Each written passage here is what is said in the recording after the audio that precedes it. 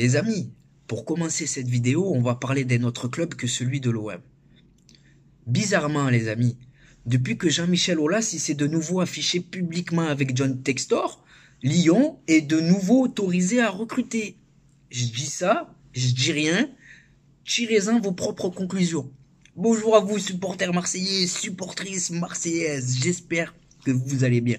On se retrouve aujourd'hui pour une nouvelle vidéo, un programme assez marseillais, une vidéo qui va durer assez longtemps puisque le sommaire il est assez chargé. La victoire face à Lorient, Gennaro Gattuso, le mercato avec Denis Bonga et un bon plan que j'ai à vous proposer, l'avant-match face à Brighton et le tirage au sort de la Coupe de France. Donc aujourd'hui, c'est tout régalade et on va prendre le temps nécessaire pour évoquer tous ces sujets. Bien entendu, avant de rentrer dans le vif du sujet, je vous demanderai à vous tous de liker la vidéo et pour toutes les personnes qui vont me découvrir à travers ce contenu, n'hésitez pas à vous abonner.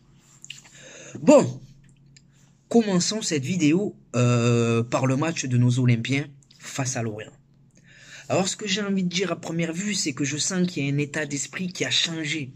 Je sens qu'il y a des Olympiens qui ont envie de faire les efforts les uns pour les autres et surtout qui ont envie de faire mal à leur adversaire.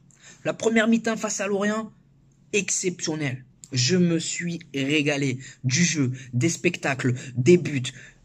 Par contre, la deuxième mi-temps, on a revu l'OM qu'on n'aime pas voir, c'est-à-dire fragile défensivement, incapable de faire le jeu, incapable d'inquiéter l'adversaire et surtout incapable d'aligner 3 passes.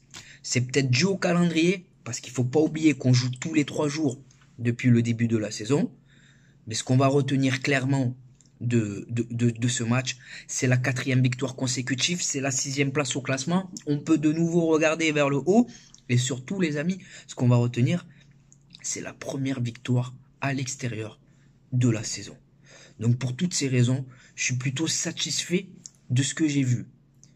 Maintenant, évoquons Gennaro Gattuso. Alors, Gennaro Gattuso, les amis, je sais pas pour vous, mais quand il arrive chez nous, j'attendais rien de lui. Mais vraiment strictement rien de lui, parce qu'on sait que c'est un entraîneur, entre guillemets, limité tactiquement. On sait que c'est un pompier de service. Et finalement, il est en train de fermer des bouches, frère. Fermer des bouches. Quand tu sens que, quand l'OM allait mal, même quand il n'avait pas de résultat, tu sentais que c'était le seul à se battre. C'était le seul à essayer de trouver la solution. Et il a trouvé la solution avec ce 3-4-1-2. Donc, Gennaro Gattuso, honnêtement, il m'a séduit. Voilà. Même son tempérament, même l'énergie qu'il dégage sur le banc de touche, tu vois, il vit les matchs à fond. Et c'est ce qu'on a besoin à Marseille. On n'a pas besoin de quelque chose de linéaire comme Marcelino. Voilà. Donc dites-moi ce que vous pensez du renouveau de Gennaro Gattuso. Maintenant, comme vous avez pu le voir, on a changé de dispositif. Donc forcément, il y a des gagnants, mais il y a aussi des perdants. On va commencer par le grand gagnant de ce changement de dispositif, Pierre-Emerick Aubameyang. Alors Aubameyang, rien que je pense à lui, tu vois, je suis chaud. Je suis chaud parce que le mec, il y a quelque chose qui saute aux yeux, les gars, c'est qu'il a retrouvé le sourire. Aubameyang, c'est quelqu'un d'assez joyeux, c'est quelqu'un qui aime danser, c'est quelqu'un qui aime rigoler. Et on le voyait tirer la gueule. Et depuis quelques matchs, Aubameyang, il a retrouvé confiance en lui, il a retrouvé forcément le sourire. Et depuis, il est indispensable. 7 buts, 3 passes décisives en 4 matchs. Qui peut s'asseoir à la table d'Aubameyang? Même pas Mbappé, les gars. Il n'a pas ces statistiques. Donc Aubameyang, j'espère simplement que c'est pas un feu de paille. Et là où on l'attend, c'est sur la continuité. J'espère qu'il saura être décisif tout au long de la saison maintenant. Mais en tout cas, ça sent bon. Pour les perdants de ce changement de dispositif, j'ai envie de penser à Valentin Rongier. Parce que Valentin Rongier, entre les résultats, le retour de Pape Gueye, il est en train de passer aux oubliettes. Valentin Rongier, ce que j'en pense, c'est qu'il n'est pas indispensable à l'OM. Quand je vois le match de Verretou à Lorient, la qualité de passe qu'il peut avoir Verretou, Rongier ne l'a pas. Après oui, il se bat, il mouille le maillot, il récupère le ballon. Mais est-ce que c'est suffisant pour le très haut niveau, les amis? Je ne pense pas. Quand je vous parle de très haut niveau, je vous parle équipe de France, Ligue des Champions, je ne vous parle pas Ligue 1, parce que c'est un très bon joueur de Ligue 1. Voilà. L'autre perdant, Correa. Alors Correa, c'est vrai qu'il peut évoluer aux côtés de Vitinha ou d'Aubameyang ou à la place d'Harit, mais honnêtement, je le vois pas pousser un de ces joueurs sur le banc de touche. Et pour l'autre grand perdant, mais là c'est vraiment grand perdant, Ismaïla Assar. Alors son entrée en jeu face à Lorient, elle a été catastrophique. Il a été nonchalant. Il a perdu quasiment tous les ballons. Après, c'est vrai qu'on a joué à 10, mais Ismaïla Assar, frangin, au bout d'un moment, lève la tête, prends les bonnes décisions, joue avec tes qualités, ne te prends pas la tête. J'ai l'impression, je l'ai déjà dit, que ce joueur, il n'a pas progressé depuis son départ de Rennes. Les mêmes qualités et les mêmes défauts. Voilà. Et pour l'autre grand perdant, j'ai envie de vous dire, Iliman Ndiaye, il a peut-être perdu sa place dans le 11 de départ. Il aura toujours une carte à jouer pour rentrer en cours de jeu, mais ça s'annonce quand même compliqué pour lui. Donc voilà les amis, pour les grands perdants et le grand gagnant de ce changement de dispositif, à vous de me dire ce que vous en pensez dans l'espace qui vous est réservé en commentaire. Maintenant, on va basculer de sujet puisqu'on va évoquer le mercato. Ça approche à grands pas. Il faudra se montrer ambitieux. Est-ce qu'on pourra être ambitieux avec la DNCG? Je sais pas. Mais en tout cas, il faudra pas se tromper sur les profils de joueurs qu'on ira chercher. Alors apparemment, Denis Bouanga serait pisté par l'Olympique de Marseille. Apparemment, ça a même été confirmé. C'est vraiment une piste sérieuse. Alors, Denis Bouanga, je vais être cash, titulaire à Marseille, c'est nous. C'est non, pardon. Par contre, Denis Bouanga, en tant que joueur de complément, c'est intéressant. C'est intéressant parce qu'il connaît déjà le championnat français. Il a marqué quelques buts en MLS, même si c'est que la MLS. Et surtout, dans l'intégration pour le vestiaire, il aura aucun mal. Il est ami avec Aubameyang puisqu'ils jouent ensemble en sélection du Gabon. Donc Denis Bouanga titulaire, bien évidemment, c'est non.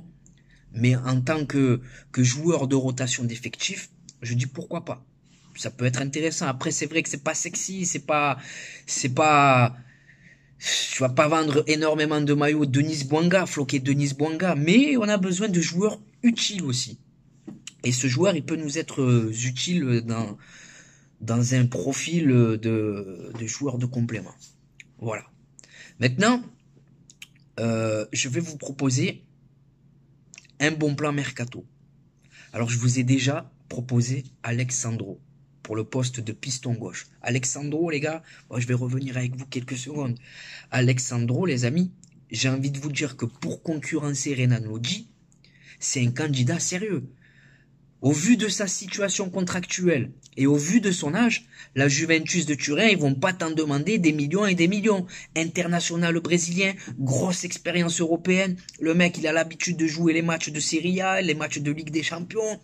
Donc pour toutes ces raisons, j'ai envie de vous dire que Alexandro, c'est le profil parfait pour concurrencer Renan Lodi.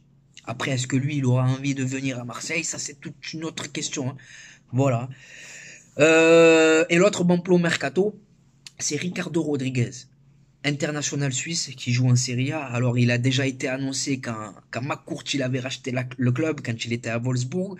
Et c'est vrai que lui aussi, ça peut être un profil assez intéressant. Voilà, donc je valide totalement Ricardo Rodriguez. Maintenant, les amis, on va évoquer l'avant-match face à Brighton. Alors, Brighton, les amis, pour venir à bout de cette équipe, il faudra montrer un tout autre visage que celui affiché face à Lorient en deuxième mi-temps. Brighton, sur leurs 5 derniers matchs, c'est 3 victoires, 1 nul et 1 défaite. Par contre, j'ai décelé une faille chez cette équipe.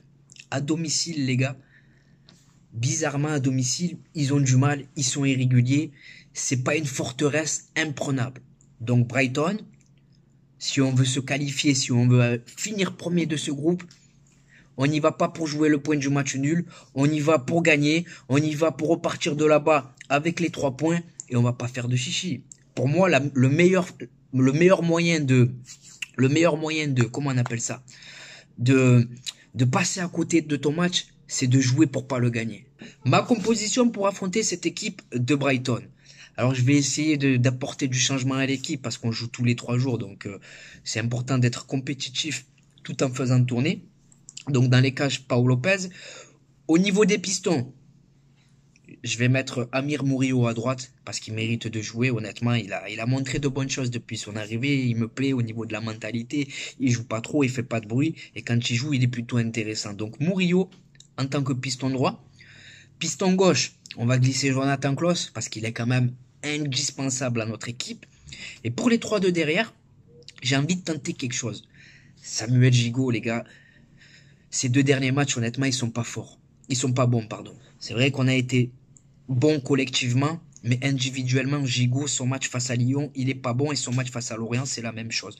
Donc pourquoi pas donner un peu de temps de jeu à Meïté. Voilà, on l'a recruté, c'est qu'il a forcément des qualités. Maintenant, à lui de les exprimer. Pour accompagner Meïté, Mbemba, je pense que tout le monde sera d'accord, ça souffre d'aucune contestation possible. Et pour accompagner ces deux-là, Balerdi. Voilà, Balerdi, il est en train de me faire taire parce que depuis quelques matchs, il est bon. Il est bon là où moi, je suis pas bon avec lui. Voilà, les gars.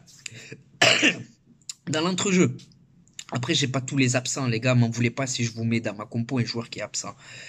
Dans l'entrejeu, Geoffrey Kondogbia. Et pour accompagner Kondogbia, ben écoutez, on va faire souffler Verretou et on va faire jouer Pape Gueye. Pape Gueye, voilà, lui accorder du temps de jeu pour son retour, c'est aussi important. Dans numéro 10, ben, Iliman Ndiaye. C'est l'occasion de montrer qu'on peut compter sur lui, qu'il peut concurrencer aussi Emin Harit, parce que la concurrence, c'est censé tirer tout le monde vers le haut. Donc Iliman Ndiaye, l'air de l'Angleterre, il peut lui faire du bien. Donc en numéro 10, c'est pour les 2 de devant. Je vais rester sur la stabilité, sur ce qu'on fait de bien en ce moment. Vitinha et Aubameyang. Voilà, ils sont plutôt bons les deux, ils sont même complémentaires, ils se cherchent bien sur le terrain. Donc demain face à Brighton, je les alignerai. Voilà. Mon pronostic, encore une fois, je vous le dis. Quand je vous ai dit qu'on allait fracasser Lorient, qu'il fallait fracasser Lyon, vous m'avez dit mais putain, mais t'es fou. Non les gars, c'est que Lyon. Quand je vous ai dit pour Lorient aussi, on doit les taper, on va les taper, vous m'avez dit, pas tous, certains. Ah frérot, tu t'enflammes, je m'enflamme pas. Demain, je vous dis qu'on va venir à bout de Brighton. Et Brighton, ben écoutez, je nous vois nous imposer 2-1. Voilà, au match aller, les gars, on a bien vu qu'ils étaient pas, voilà, c'était pas le Bayern. Hein. Donc demain, je nous vois nous imposer 2-1. J'espère qu'on va y aller pour gagner parce que le meilleur moyen de déjouer, c'est de jouer un match pour pas le gagner. Voilà pour la rencontre face à Brighton.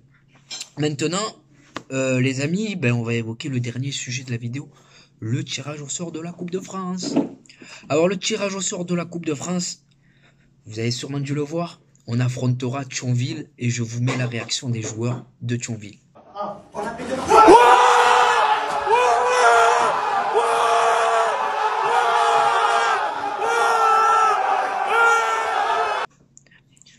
Bon, comme vous avez pu le voir, ils sont plutôt contents.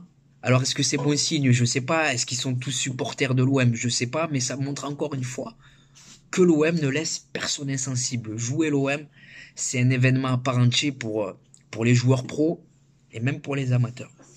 Donc, Thionville, à première vue, j'ai envie de vous dire qu'on est favori. Il n'y a clairement pas photo de budget, d'effectifs, de tout ce que tu veux entre eux et nous.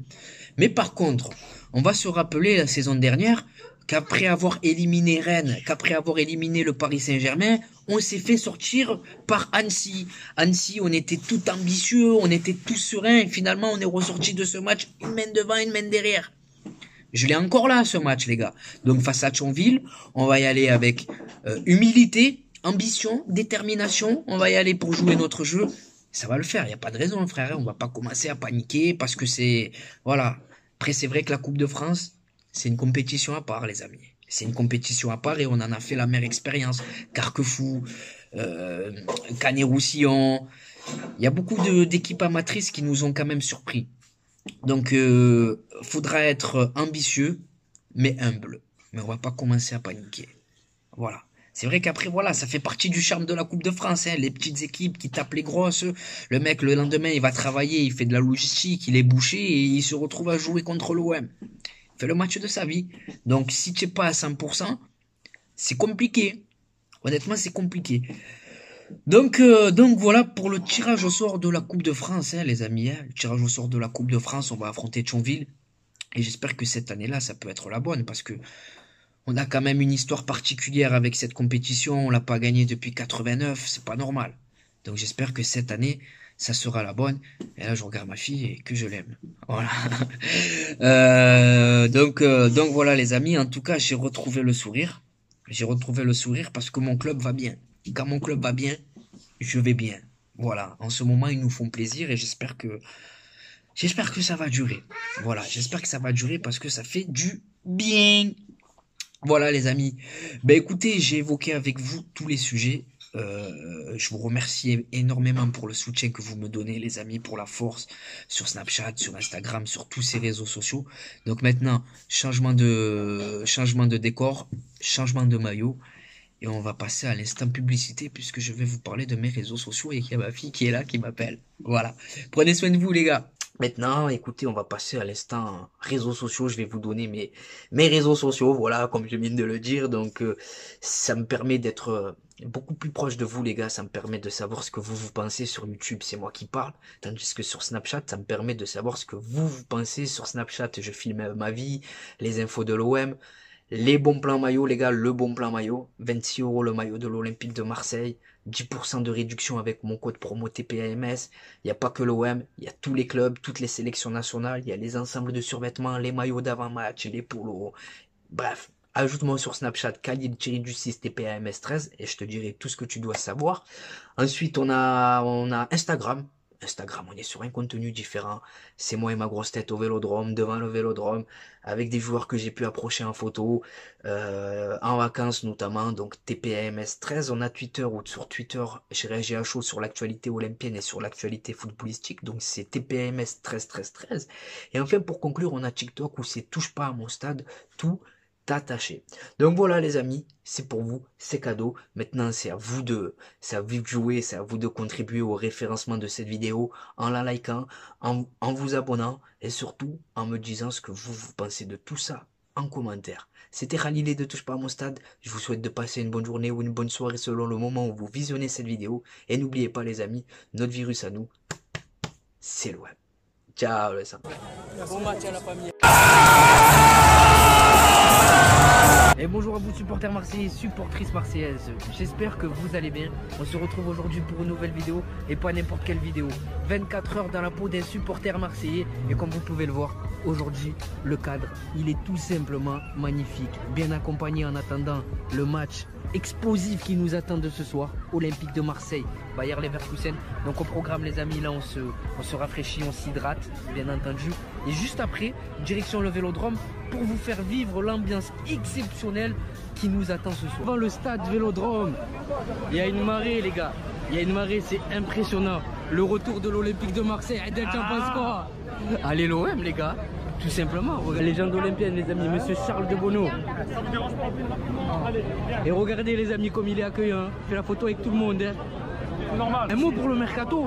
Mercato, pour l'instant, est extraordinaire. On peut faire confiance aux dirigeants. Oui. Ce qu'il y a de certain, c'est qu'il y a d'autres joueurs qui vont arriver. Oh, merci, merci. Et encore merci pour tout ce que tu as pu faire pour l'Olympique de Marseille. C'est normal. Exceptionnel les gars. La légende Jean-Charles de Bonneau avec une grosse info mercato. Et là, il n'y a rien frère. Info mercato carrément. Il a annoncé deux grosses arrivées encore les gars, vous l'avez entendu. Les amis, c'est là que tout se passe. C'est là que tout se passe les amis. Le Vélodrome. De retour à la maison les gars. Exceptionnel. Exceptionnel. La ferveur du rêve marseillais. Allez, on rataboue.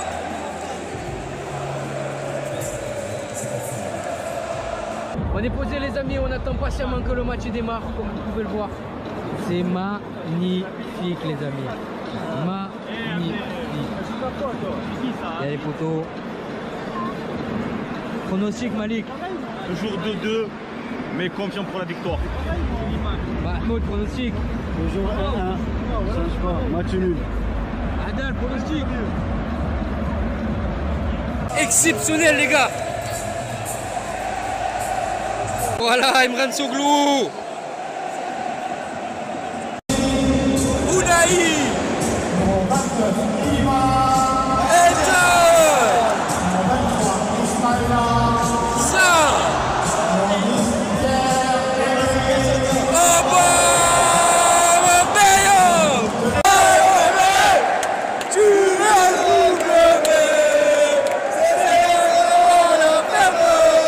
es exceptionnel les gars.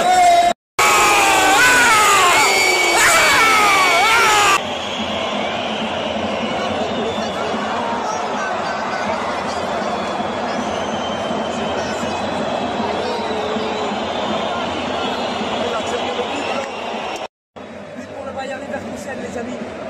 Apparemment, il se plaît une fois de Paul Lopez. À voir.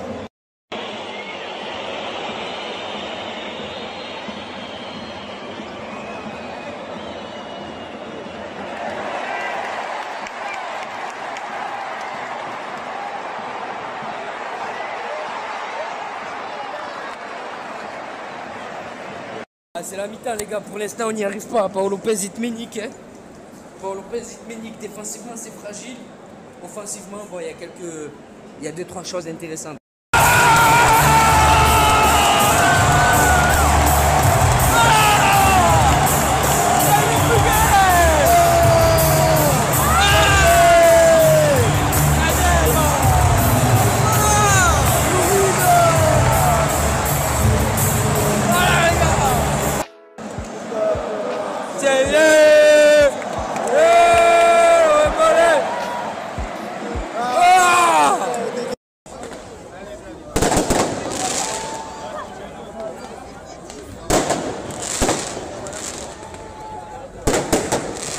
Sur l'âge des joueurs. Mahmoud, Manu. Malik, t'as hâte d'être à ce soir ou pas? Je pense à Manu.